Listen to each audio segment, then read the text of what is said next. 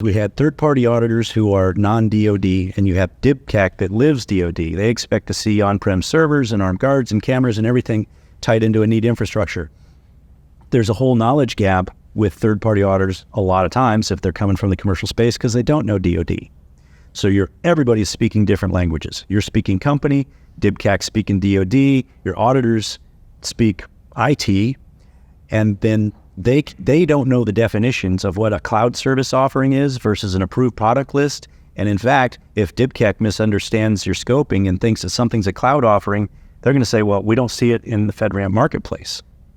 And we are still working through getting them to understand that it's never going to be in the FedRAMP marketplace because it's not a cloud service. And until we got them to understand, no kidding, this is what it actually is. It's an application on an approved product list over here, but our auditors don't even understand what the difference between a CSO and an approved product list to the CIO.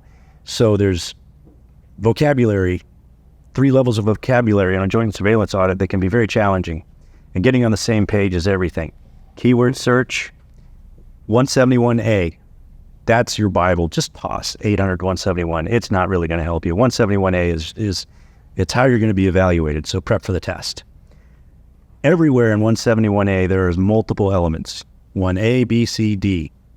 Everywhere it says defined, that needs to be in your policy documentation.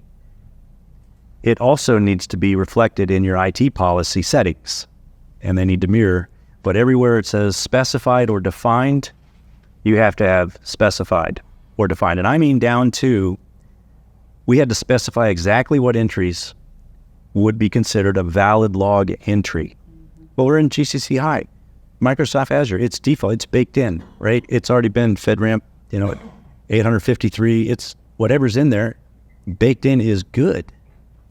But we still had to define what was in there and say, well, these are the fields that come out of Azure, and that's our policy. So we had to back into what our infrastructure actually was.